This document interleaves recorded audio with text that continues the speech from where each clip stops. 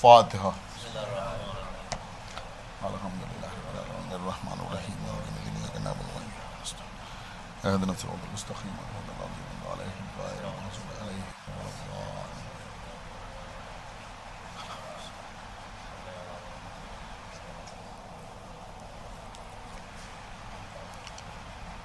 اعوذ باللہ السمیع العلی العظیم من الشیطان اللعین الرجیم. بسم اللہ الرحمن الرحیم. الحمد للہ الذی ہدانا لہذا وما كنا لنهتدي لولا ان هدانا الله لقد جاءت رسل ربنا بالحق. الصلاة والسلام على صاحب الدين والإسلام والحل والحرام والركن والمقام والصلاة والصيام والسجود والقيام والشريعة والأحكام والحجة والبرهان والمحبة والعرفان والحق والبيان والكتاب والقرآن سيدنا ونبينا وشفيعنا ومولانا ومولى الثقلين جد الحسن والحسين أبي القاسم محمد وعلى أهل بيته الطيبين الطاهرين المعصومين المظلومين المنتخبين المنتجبين الذين أذهب الله عنهم الرجس وطهرهم تطهيرا.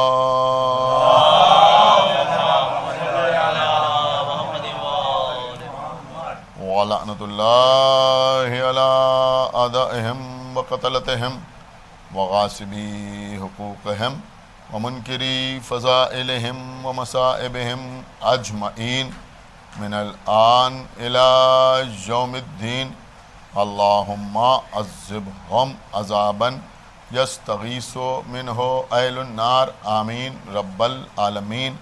أما بعد فقد قال الله سبحانه تبارك وتعالى في كتابه المجيد وفرقانه الحميد وقوله الحق. بسم الله الرحمن الرحيم. فأقم وجهك للدين حنيفا فطرة الله التي فطر الناس عليها. صلوات پڑھیں بر محمد.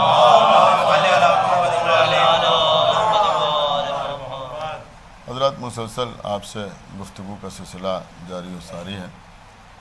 موضوع گفتگو اس سال اس خمسہ مجالس میں یہ رہا کہ کیا اسلام دین فطرت. اس موضوع کے تحت میں نے انتخاب کیا سورہ روم جو 30واں سورہ ہے قرآن مجید کا، اس کی 30ویں آیت کے ابتدائی 2 اجزاء کو، جس پہ پہلے جز میں پہلے ٹکڑے میں ارشاد ہو رہا ہے کہ فاقم وجہ کا للدین حنیفا، تم اپنا چہرہ اپنا رخ یکسوئی کے ساتھ دین حنیف کی طرف کیے رہو. فطرت اللہ التی فطر الناس علیہا، اور اللہ کی بنائی ہوئی فطرت پر گامزن رہو، عمل کرتے رہو، جس پر اللہ نے تمام انسانوں کو خلق کیا. اس کے بعد کا جو ٹکڑا ہے اس میں ارشاد ہو رہا ہے کہ لا تبدیل لخلق اللہ، اللہ کی خلقت میں تبدیلی کی کوئی گنجائش نہیں. ذالک دین القیم، یہی سیدھا اور سچا دین ہے. صلوات پڑھیں.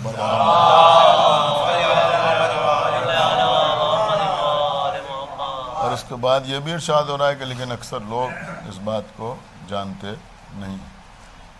اس کا مطلب یہ ہوا کہ دین فطرت، دین قیم، فطرت اللہ، فطر الناس، دین حنیف، یعنی میں سمجھتا ہوں کہ ایک آیت میں اللہ نے بہت سے مضامین بیان کر دیے، اور یہ بات بھی ہماری سمجھ میں آئی کہ حقیقت میں جو دین حنیف ہے وہی دین فطرت ہے۔ کل کی مجلس میں نے آپ کی خدمت میں عرض کیا تھا کہ سب سے پہلے حنیف کا لفظ جو استعمال ہوا وہ جناب ابراہیم کے لیے استعمال ہوا، اس لیے کہ یہودی یہ کہتے تھے کہ ابراہیم یہودی ہیں، اور نصرانی یہ کہتے تھے کہ ابراہیم نصرانی ہیں۔ تو اللہ نے قرآن میں واضح کیا کہ ابراہیم نہ یہودی تھے نہ نصرانی تھے۔ دیکھیں ظاہر سی بات ہے کہ جب کوئی شخص کسی بلند منزل پر فائز ہوتا ہے تو ہر آدمی اس کو اپنانے کی کوشش کرتا ہے۔ جنگ خندق میں جناب سلمان فارسی کا یہی حال تھا، مہاجر کہہ رہے تھے کہ یہ مہاجر ہیں، انصار کہہ رہے تھے کہ یہ ہم میں سے ہیں، تو بالکل وہی مزاج ہے کہ رسول اللہ نے فرمایا سلمان منا اہل البیت، ایک صلوات پڑھ بر محمد و آل محمد۔ اور جب جناب ابراہیم کے سلسلے میں تذکرہ قرآن مجید میں ہوا تو وہاں بھی اللہ نے کہا کہ نہ وہ یہودی تھے اور نہ وہ عیسائی تھے، ولیکن کانا حنیفاً مسلماً، ایک صلوات پڑھے بر محمد و آل محمد۔ بلکہ ابراہیم حنیف مسلم تھے۔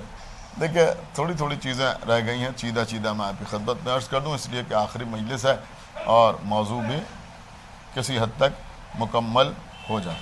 کل کی مجلس میں نے آپ کی خدمت میں عرض کیا تھا کہ پیغمبر اسلام کی جو حدیث ہے اس کا یہ قطعی مطلب نہیں ہے کہ ہر بچہ فطرت اسلام پہ پیدا ہوتا ہے تو جو بچہ دنیا میں پیدا ہو وہ پیدا ہوتے ہی کلمہ پڑھنے لگے، لا الہ الا اللہ کہنے لگے، محمد رسول اللہ کہنے لگے یا سجدے کرنے لگے، بلکہ پیغمبر کے کہنے کا، پیغمبر کی حدیث کا مقصد، مطلب، مفہوم یہ ہے کہ دنیا میں جو بچہ پیدا ہوتا ہے اللہ اس کو یہ صلاحیت عطا کرتا ہے کہ وہ دین اسلام کو قبول کر سکے۔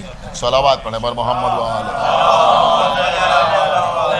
اور اسی کی طرف اشارہ ہے کہ ہر بچہ فطرت اسلام پر پیدا ہوتا ہے۔ بہت توجہ کے ساتھ آپ سماعت فرمائیں۔ دیکھیں میں اپنی بات کی تائید کے طور پر آپ کی خدمت میں سورہ انسان یعنی سورہ دہر کی ابتدائی آیتیں پیش کرنا چاہوں گا جس سے میری بات کی تصدیق ہو رہی ہے۔ خداوند عالم ارشاد فرما رہا ہے سورہ دہر میں، کیا ارشاد فرما رہا ہے؟ بسم اللہ الرحمن الرحیم، هل اتى علی الانسان حین من الدہر لم یکن شیئا مذکورا، کہ کیا انسان پر ایک وقت ایسا نہیں تھا کہ جب وہ قابل ذکر نہیں تھا، اس کا کوئی تذکرہ نہیں تھا۔ اس کے بعد ارشاد ہو رہا انا خلقنا الانسان من نطفۃ امشاج نبتلیہ فجعلناہ سمیعا بصیرا، اللہ کہہ رہا ہم نے انسان کو مخلوط یعنی ملے جلے نطفے سے پیدا کیا اور ہم نے اسے سمیع اور بصیر بنایا۔ سمیع کا مطلب کیا ہوا؟ سننے والا بنایا۔ بصیر کا مطلب کیا ہوا؟ دیکھنے والا بنایا۔ لیکن اکثر علماء نے تحریر کیا ہے کہ یہ الفاظ استعمال ہوئے سمیع اور بصیر، لیکن اگر اس کا اصطلاحی طور پر ترجمہ کیا جائے تو وہ ترجمہ یہ ہوگا کہ ہم نے انسان کو سمجھ بوجھ والا بنایا۔ صلوات پڑھیں بر محمد و آل محمد۔ دیکھیں میں سمجھتا ہوں کہ اس موضوع کو سمجھنے کے لیے اس سے بہتر کچھ اور نہیں ہو سکتا۔ اللہ کہہ رہا ہے کہ ہم نے انسان کو مخلوط نطفے سے پیدا کیا اور ہم نے اسے سمجھ بوجھ والا بنایا۔ اب جب اللہ نے انسان کو یہ صلاحیت عطا کر دی کہ وہ سمجھ بوجھ والا ہے تب اللہ نے اعلان کیا انا ہدیناہ السبیل اما شاکرا و اما کفورا، یعنی پہلے اللہ نے یہ صلاحیت عطا کر دی کہ تم ہدایت قبول کر سکو۔ صلوات پڑھیں بر محمد و آل محمد۔ ایک صلوات اور پڑھیں بر محمد و آل محمد۔ تو اللہ نے انسان میں یہ صلاحیت عطا کی ہے کہ وہ سمجھ سکے، وہ بات کو محسوس کر سکے، وہ ادراک کر سکے۔ اب جب اللہ نے ایسا بنایا تو پھر اللہ نے کہا ہم نے تمہاری ہدایت کا انتظام کیا، اب تمہیں اختیار ہے کہ تم شکر کرو یا کفر کرو۔ دیکھیے یہاں پر بھی مسئلہ ہے، خداوند عالم کیا کہا انا ہدیناہ السبیل، ہم نے تمہاری ہدایت کا انتظام کیا، اما شاکرا و اما کفورا، اب تمہیں اختیار چاہے تم شکر کرو یا کفر کرو۔ اللہ نے یہ نہیں کہا کہ تم سمجھ سکو یا نہ سمجھ سکو۔ اس کا مطلب یہ ہوا کہ جو اقرار کر رہا ہے وہ بھی سمجھ کر، اور جو انکار کر رہا ہے وہ بھی سمجھ کر۔ صلوات پڑھیں پر محمد وآل محمد۔ یہی فطرت ہے، یعنی جو اللہ کا انکار کر رہے ہیں وہ بھی یہ سمجھ رہے ہیں کہ ہم جو انکار کر رہے ہیں وہ غلط کر رہے ہیں، اللہ ہے، لیکن اس کے باوجود اللہ کا یا رسول کی رسالت کا انکار کر رہے ہیں، اور اللہ کہہ رہا ہے کہ ہم نے ہدایت کا انتظام کر دیا ہے، اب تمہیں اختیار ہے کہ تم شکر کرو یا پھر کفر اختیار کرو۔ تو اللہ نے انسان کو یہ صلاحیت عطا کی ہے، لیکن لفظ جو اللہ نے استعمال کیے سمیعم بصیرہ، سننے کی صلاحیت عطا کی اور دیکھنے کی صلاحیت عطا کی، یہی تو ہے نا۔ اگر لفظی ترجمہ کیا جائے تو اس انداز سے ہوگا، سمیعم بصیرہ، سننے کی صلاحیت عطا کی اور دیکھنے کی صلاحیت عطا کی۔ اس کے بعد اللہ نے انتظام ہدایت کا اعلان کیا۔ تو اب ایک بات یہ بھی سمجھ میں آئی کہ بندہ جو ہدایت قبول کرے گا یا تو سن کے قبول کرے گا یا دیکھ کے قبول کرے گا۔ سنا آپ نے، یا تو سن کے قبول کرے گا یا دیکھ کے قبول کرے گا۔ تو پھر اب ہدایت بھی اس انداز سے ہو کہ دکھایا بھی جائے اور سنایا بھی جائے۔ ایک صلوات بڑا بار محمد وآل محمد۔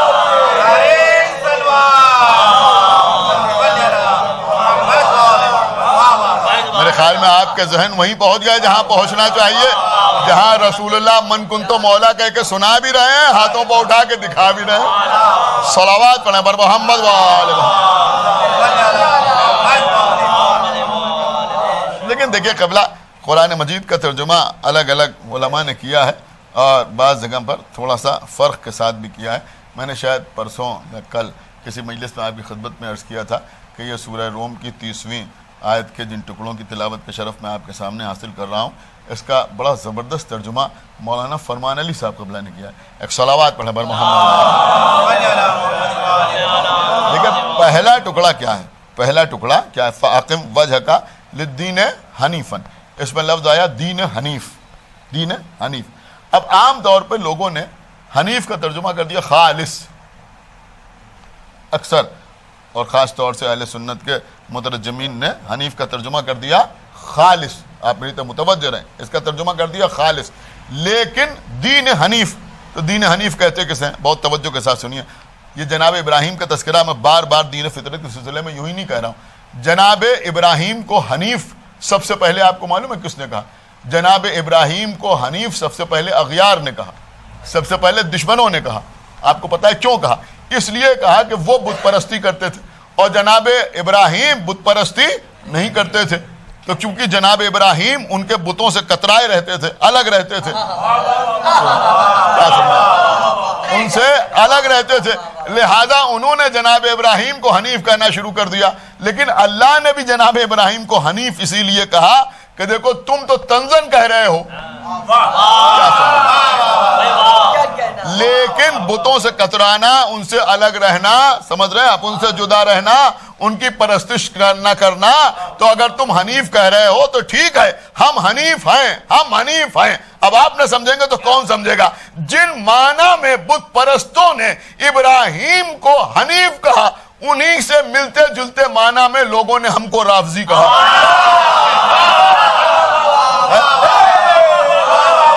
ایک صلوات پڑھیں بر محمد وآل محمد۔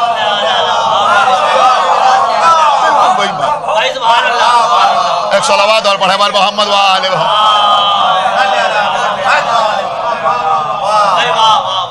غور کیا آپ نے، انہی معنی میں ہمیں رافضی کہا گیا۔ اس کا مطلب یہ ہوا کہ جیسا تانا ابراہیم کو دیا گیا ویسا ہی طنز ہم پہ کیا گیا۔ تو اللہ نے کہا ٹھیک ہے، جیسا طنز ان پہ ویسا طنز تم پہ، تو تم بھی شیعہ اور وہ بھی شیعہ۔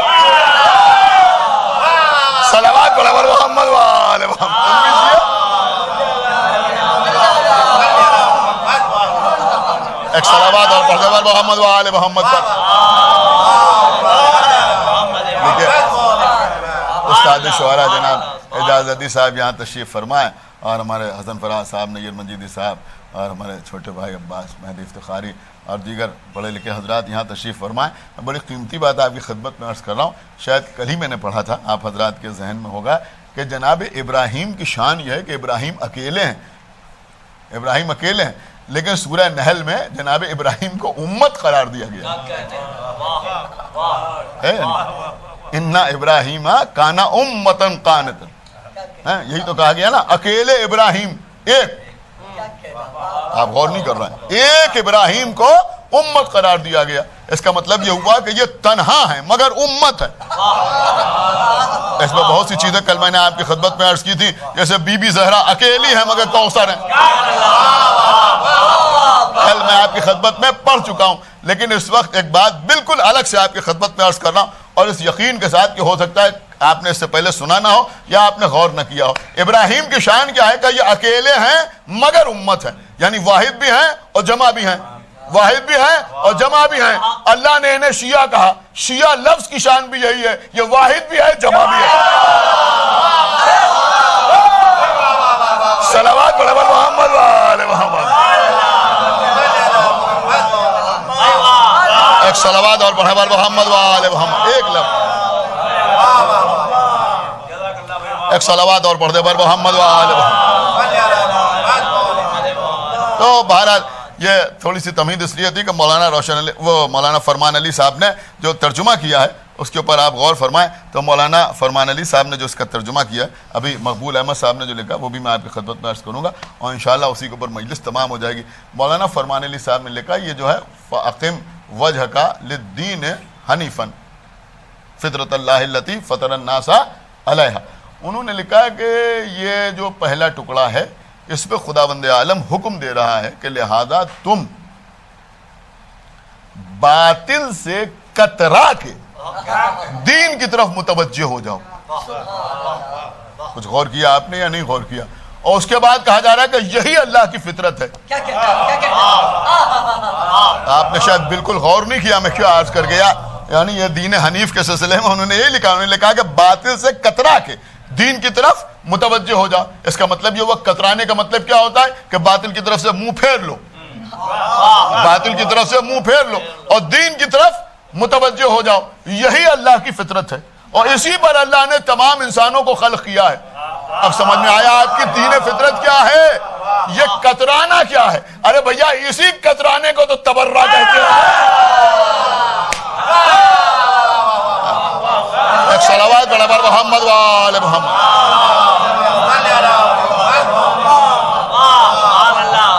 کترانے کو تبرہ کہتے ہیں اور کسی کی طرف متوجہ ہونے کو تولا کہتے ہیں.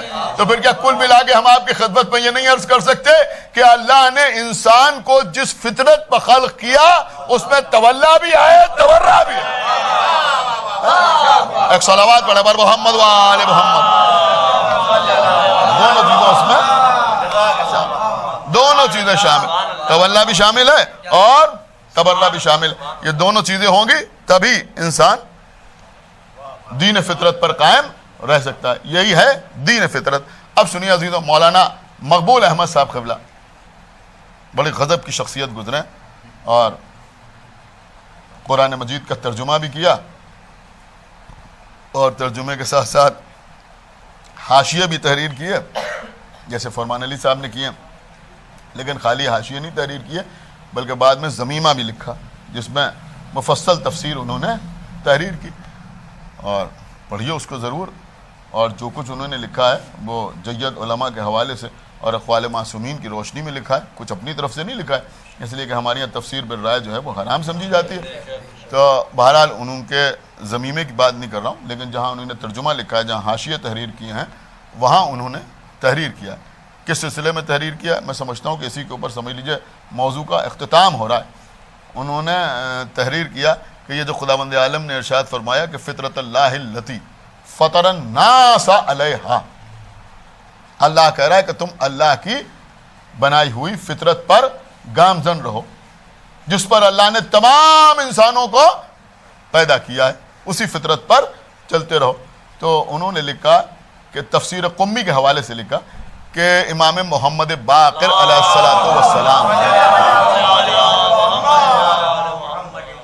دیکھیے امام کا قول آپ کی خدمت میں عرض کر رہا ہوں اور اتنے زبردست حوالے کے ساتھ عرض کر رہا ہوں، اس پہ کسی قسم کا شک اور شبہ باقی نہیں رہ جاتا. بہت توجہ کے ساتھ سنیے گا، آپ نہ خوش ہوں گے تو کون خوش ہوگا. انہوں نے کہا کہ وہ فطرت اللہ کیا ہے، وہ اللہ کی فطرت کیا ہے جس پر اللہ نے انسانوں کو پیدا کیا، جس پر اللہ نے انسانوں کو پیدا کیا. یہ تو رسول فرما رہے ہیں کہ اللہ دنیا میں جو بچہ پیدا ہوتا ہے وہ فطرت اسلام پہ پیدا ہوتا ہے. تو وہ فطرت اسلام، وہ اللہ کی بنائی ہوئی فطرت، وہ ہے کیا؟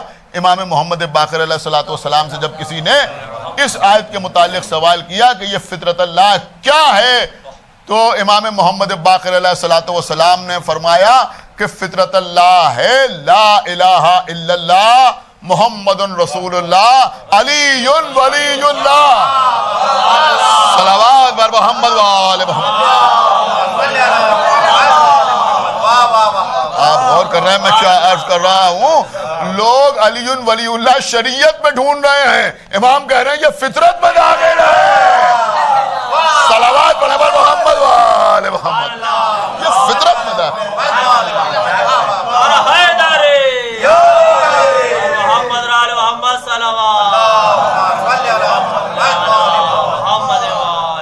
بس میں سمجھتا ہوں کہ موضوع بھی مکمل ہو گیا. یہی دین فطرت ہے، یہی دین حنیف ہے. غور کر رہے ہیں آپ؟ یہی دین حنیف ہے. اب لوگ ہم سے کہتے ہیں صاحب پھر ٹھیک ہے علی ولی اللہ تک رہیے، یا آپ خلیفتہ بلا فصل تک کیوں چلے جاتے ہیں؟ خلیفتہ بلا فصل تک. اب دیکھیں یہ سمجھنا صرف آپ کا کام ہے، پہلے سے ذہن میں نہیں تھا. یہ خلیفتہ بلا فصل تک اس لیے چلے جاتے ہیں کہ اللہ نے حکم دیا ہے کہ حق کی طرف رجوع کرو، باطل سے کترا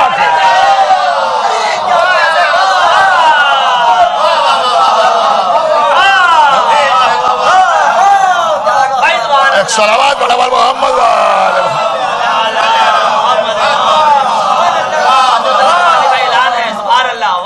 ایک صلوات اور پڑھ دے بر محمد وآل محمد. اس لیے ہے یہ خلیفتہ بلا فصل، اس لیے خلیفتہ بلا فصل. بس قبلہ میں نے بات کو تمام کیا تو ارشاد یہ ہو رہا کہ ہر بچہ فطرت اسلام پہ پیدا ہوتا ہے، بعد میں اسے پالنے والے، اس کی پرورش کرنے والے اسے اپنے دین میں ڈھال لیتے ہیں، اپنے مذہب کے اعتبار سے اسے ڈیولپ کر لیتے ہیں. وہ آگے بڑھتا ہے تو اسی مذہب کے مطابق زندگی گزارتا ہے. لیکن ہر بچہ جو ہے وہ فطرت اسلام پہ پیدا ہوتا ہے، ہر بچہ فطرت اسلام پہ پیدا ہوتا ہے. تو اب عزیزوں یہ بات سمجھ لیجئے کہ اگر کوئی لا الہ الا اللہ نہیں کہہ رہا ہے تو یہ سمجھ لیجئے کہ یہ بھی پرورش کی کمی ہے. کیا سن رہے ہیں؟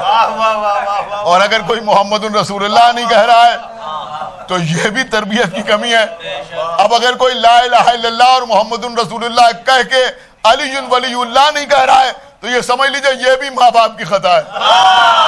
ایک صلوات بر محمد وآل محمد. یہ بھی اللہ نے تو انسان کی فطرت میں لا الہ الا اللہ بھی رکھا ہے، محمد رسول اللہ بھی رکھا ہے، علی ولی اللہ بھی رکھا. تو ہر بچہ فطرت اسلام پر پیدا ہوتا ہے. عزیزوں بہرحال آپ نے سنا، آپ کا بہت بہت شکریہ. روزانہ آپ حضرات تشریف لائے اور جو لوگ آن لائن مجلس کو ملاحظہ فرما رہے ہیں ان کی خدمت میں بھی میں نے چند باتیں عرض کرنے کی کوشش کی. لیکن خدا جانے کیوں اس وقت میرا دل چاہ رہا ہے، کچھ نکات ایسے ہوتے ہیں جو خود بہت اچھے لگتے ہیں.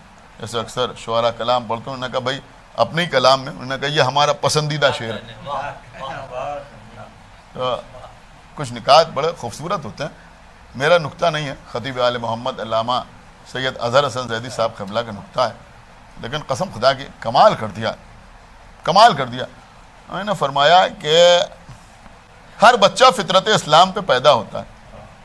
ہر بچہ کہیں پیدا ہو، وہ بچہ فطرت اسلام پر پیدا ہوتا ہے. یہ اللہ کے رسول ارشاد فرما رہے ہیں. لیکن لوگوں کی فطرت یہ ہے کہ بچہ جس گھر میں پیدا ہو اس کو اسی مذہب کا نام دے دیتے ہیں. اگر بچہ یہودی کے گھر میں پیدا ہو تو بچے کو کہتے ہیں یہ یہودی ہے. بھئی آپ نے دیکھا ہوگا کہ جب مذہبی یا فرقہ وارانہ فسادات ہوتے ہیں تو چھوٹے چھوٹے بچوں کو بھی لوگ قتل کر دیتے ہیں. تو کیا سوچ کے قتل کر دیتے ہیں؟ ہر بچہ فطرت اسلام پہ پیدا ہوتا ہے، یہی تو سمجھتے ہیں نا. اگر یہودی کے گھر میں پیدا ہوا تو یہ بچہ یہودی ہے، اگر عیسائی کے گھر میں پیدا ہوا تو یہ بچہ عیسائی، اگر ہندو کے گھر میں پیدا ہوا تو لوگ کہتے ہیں ہندو ہے، مسلمان کے گھر میں پیدا ہوا تو لوگ کہتے ہیں مسلمان، شیعہ کے گھر میں پیدا ہو ان کا شیعہ ہے، سنی کے گھر میں پیدا ہو ان کا سنی ہے. جس گھر میں بچہ پیدا ہو لوگ اسی مذہب کا نام اس بچے کو دے دیتے ہیں.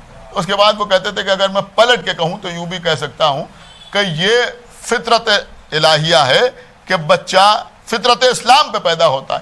لیکن یہ لوگوں کی عادت ہے کہ جس گھر میں پیدا ہو تو لوگ کہتے ہیں کہ وہی ہے.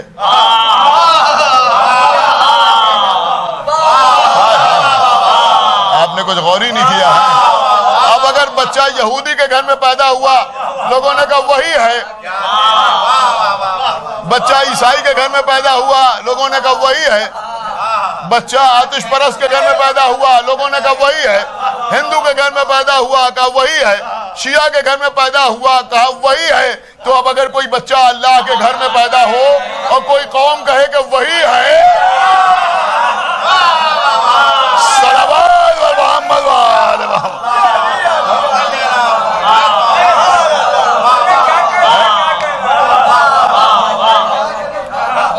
ایک صلوات پڑھیں بر محمد و آل محمد.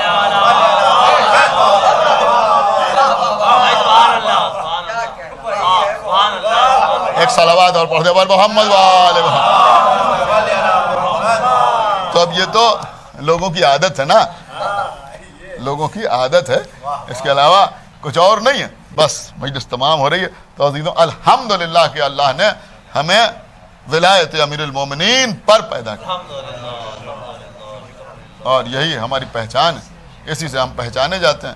یہ عزائے امام حسین علیہ الصلوۃ والسلام اور ولایت امیر المومنین، یہ دو پہچانیں، ان کو کبھی اپنے ہاتھ سے جانے نہ دیجیے گا. ایک تو مولا علی کی ولایت، اور دشمن کا سب سے زیادہ حملہ اسی کے اوپر. قسم خدا کی عزیزوں مجھے حیرت ہوتی ہے، کبھی نماز پڑھانے والا مصلی پر کھڑے ہو کے نماز کی مخالفت نہیں رکھ رہے. حج میں جانے والا احرام کرتے ہوئے حج کی مخالفت نہیں کرتا، لیکن ہم سمجھتے ہیں کہ یہ مظلوم کی عزاداری کی مظلومیت ہے کہ جو عزا کے نام پہ ممبر پہ آتے ہیں وہ بھی عزا کی مخالفت کرتے ہیں. عجیب عجیب قسم کی لوگ باتیں کرتے ہیں. انہوں نے کہا صاحب آپ مجلس کر رہے ہیں. دیکھیں عزیزوں، عام طور پر دنیا میں لوگ کیا بک رہے ہیں، ہم بہت زیادہ کوشش نہیں کرتے ہر ایک کا جواب دینے کی، اس لیے کہ ہم اپنے بچپن سے دیکھ رہے ہیں یہ سب ہوتا چلا آیا ہے اور ہوتا رہے گا. اور عزائے امام حسین علیہ الصلوۃ والسلام پر کسی کے بھونکنے سے کوئی فرق پڑنے والا.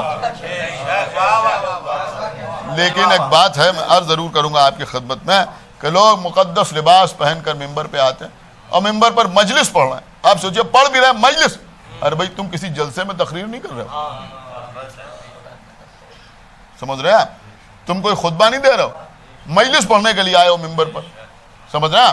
اور مجلس ہی میں مجلس کی مخالفت کیا کہہ کے مجلس کر لینے کا مطلب یہ نہیں ہے کہ آپ یہ سمجھیں کہ بس جو کچھ ہمیں کرنا تھا ہو گیا. پہلے یہ دیکھیے کہ اس کا ہدف حاصل ہوا یا نہیں حاصل ہوا. ہدف حاصل ہوا یا نہیں ہوا. مجلس کے بعد دیکھیے اس کا ہدف حاصل ہوا یا نہیں ہوا.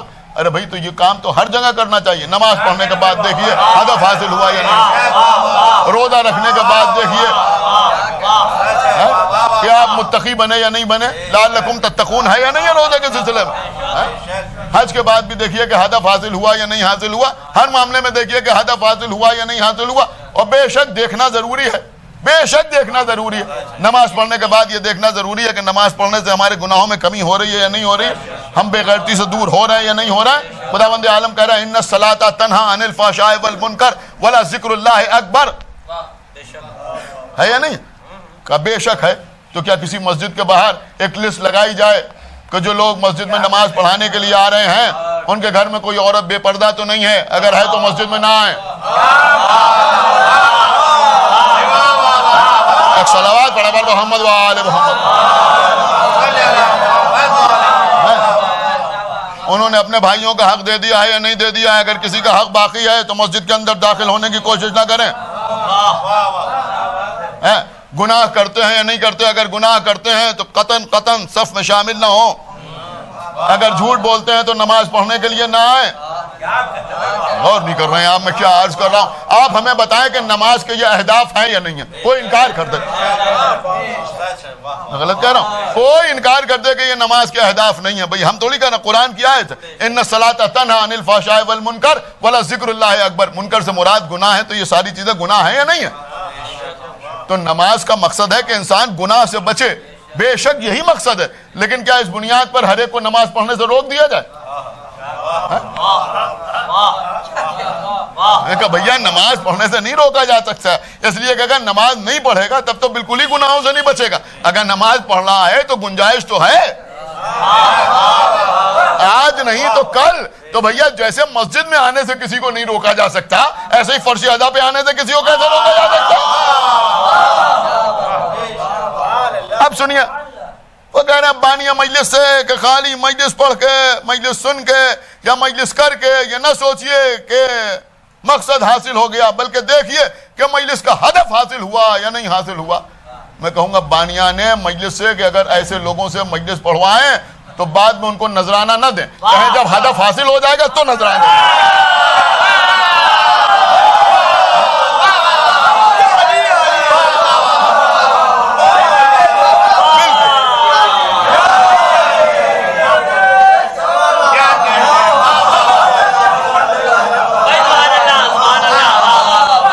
ایک صلوات پڑھیں پر محمد و آل محمد۔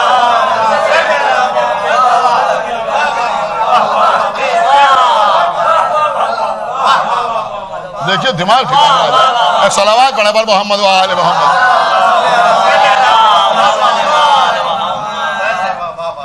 ارے بھیا اس قوم کو جو کچھ ملا عزائے امام حسین علیہ السلام،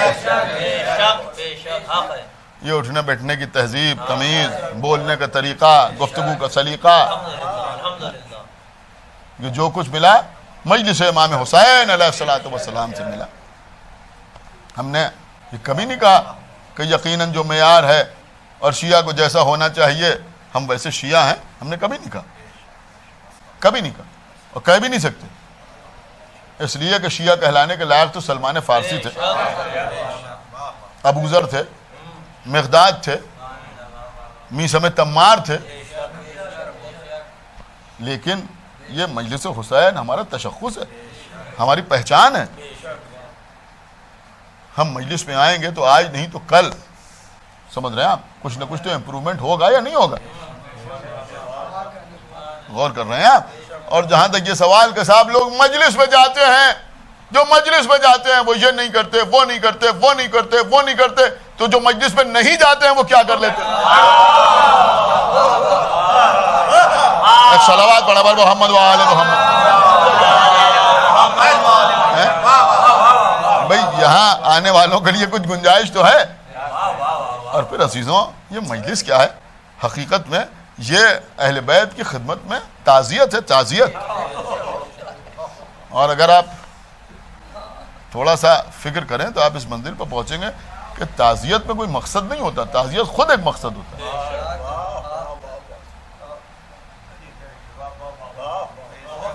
آپ نے جملے کو بڑی آسانی سے سن لیا، تعزیت جو ہے یہ خود ایک مقصد ہوتا ہے۔ کسی کے گھر میں کسی کا انتقال ہو گیا، آپ اس کے گھر تعزیت کے لیے جاتے ہیں تو کہ کوئی مقصد لے کے جاتے ہیں۔ ایک جملہ کہوں، وہ جو با مقصد ہوتی ہیں وہ انسانی تعزیتیں نہیں ہوتی، وہ سیاسی تعزیتیں ہوتی ہیں۔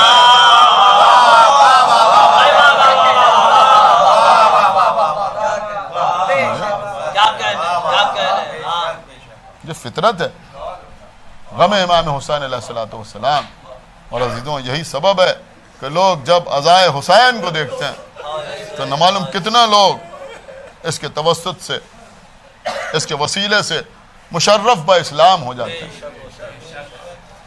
کائنات میں نہ معلوم کتنے ایسے لوگ ہیں کہ جو امام حسین سے رسول تک پہنچتے ہیں، پہلے عزاداری سے متاثر ہوتے ہیں، اور اس کے بعد جب معلوم ہوتا ہے کہ یہ عزاداری کس کی ہے کہ کربلا میں نبی کے نواسے کو رلا رلا کے مارا۔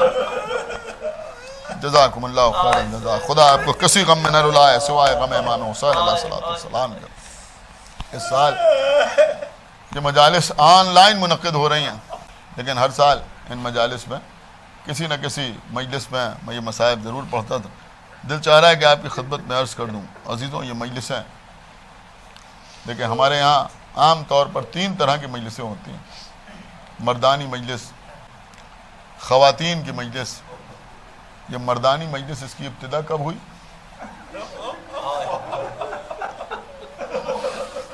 جب لٹا ہوا قافلہ مدینے واپس آیا تو لوگ امام زین العابدین علیہ السلام کے پاس آتے تھے اور آ کے کہتے تھے کہ مولا کچھ کربلا کے واقعات سنائیے۔ تو امام کربلا کے مصائب سناتے تھے، لوگ روتے تھے، گریا کرتے تھے۔ اس طرح سے مردانی مجلسوں کی ابتدا ہوئی۔ پھر اس وقت جو شعراء تھے انہوں نے ان واقعات کو نظم کرنا شروع کیا۔ اس طرح سے مرثیہ وجود میں آیا کربلا کے سلسلے کا، اور لوگ مرثیہ خوانی کرنے لگے یا کچھ لوگ نثر میں بیان کرنے لگے۔ اس طرح سے مجلسوں کا سفر آگے بڑھا۔ یہ خواتین کی مجلسیں، زنانی مجلسیں تو ہمارے یہاں کہلاتی ہیں، ان کی ابتدا کہاں سے ہوئی؟ 1 سال سے زیادہ کا عرصہ جب قید خانہ شام میں گزر گیا، کچھ حالات ایسے ہوئے کہ یزید نے امام زین العابدین کو بلایا، اور بلانے کے بعد کہا کہ ہم آپ کو رہا کرنا چاہتے ہیں، آپ یہاں رہیں گے یا مدینہ جائیں گے؟ تو فرمایا کہ میں اپنی پھوپھی سے مشورہ کر لوں۔ امام جناب زینب کے پاس آئے، پھوپھی اماں آپ بتائیں کہ آپ یہاں رہیں گی یا مدینہ جائیں گے؟ کہا بیٹا سید سجاد ہم جائیں گے تو مدینہ، لیکن ابھی تک ہم نے اپنے بھیا کا ماتم نہیں، ایک مکان خالی ہو جائے جہاں ہم اپنے بھیا کا ماتم کر لیں۔ دیکھیں عزیزوں، شہزادی زینب چاہتی تو قید خانے سے روتی ہوئی مدینہ تک آ جاتی، عزا تو تب بھی ہو جاتی، عزا تو تب بھی ہو جاتی، اور شاید ہمارے لیے جلوس عزا کے لیے بہترین دلیل بھی فراہم ہو جاتی۔ لیکن شہزادی زینب نے وہی مجلسیں کیوں کی؟ وہی مجلسیں جناب زینب نے اس لیے کی کہ دنیا کو یہ بتا دیں کہ اگر یزید جیسا ظالم بھی ہو، آپ غور کر رہے ہیں، تو وہ بھی عزائے حسین کو روک نہیں سکتا ہمیں۔ مکان خالی ہوا، بی بی اس مکان میں پہنچی، 7 دن تک امام حسین کا ماتم ہوتا رہا۔ شام کی عورتیں آتی تھیں، جناب زینب مجلس پڑھتی تھیں۔ اب عزیزو جناب زینب کو کوئی ضرورت نہیں تھی روایت بیان کریں، واقعہ بیان کریں، اشارے کریں، نظم میں یا نثر میں مجلس پڑھیں۔ میں سمجھتا ہوں کہ شہزادی زینب کے لیے تو بڑا آسان کام تھا۔ کبھی ام لیلہ کے بازو پکڑ کے دکھایا، دیکھو یہ ام لیلہ ہیں، علی اکبر مارا گیا۔ کبھی ام فروہ کی طرف اشارہ کیا، یہ میرے بڑے بھائی کی بیوہ ام فروہ ہے، قاسم کا لاشا پامال ہو گیا۔ کبھی کہتی ہوں کہ دیکھو یہ میری بہن ام کلثوم ہے، عباس کے بازو نہر پر قلم ہو گئے۔ کبھی کہتی ہوں کہ دیکھو یہ میرے بھیا کی دوسری بیوہ ام رباب ہے، اس کی گود میں 6 مہینے کا بچہ تھا، پیاسا تھا، میرا بھیا پانی پلانے لے گیا، علی اصغر کو 3 بال کے تیر کا نشانہ بنایا گیا۔ کبھی سر و سینہ پیٹ کے کہتی ہوں کہ دیکھو میں حسین کی بہن زینب ہوں، میرا بھیا کربلا میں 3 دن کا بھوکا پیاسا پسے گردن سے دبا کر ڈالا گیا۔ عزیزوں یہ مردانی مجلس مدینہ میں قائم ہوئی، خواتین کی مجلس شام میں قید خانے کے بعد جب رہا ہوئے تب یہ مجلسیں قائم ہوئی۔ لیکن ہمارے یہاں ایک مجلس اور بھی ہوتی ہے، وہ کون سی مجلس ہوتی ہے؟ کہ بچوں کی مجلس، چھوٹے چھوٹے بچے، کوئی گھر ایسا نہیں ہوگا جہاں یہ مجلس نہ ہوئی ہو۔ گھروں کے چھوٹے چھوٹے بچے اپنے جیب خرچ سے پیسے بچاتے ہیں یا اپنے والدین سے پیسے مانگتے ہیں اور اس کے بعد تبرک لے کے آتے ہیں۔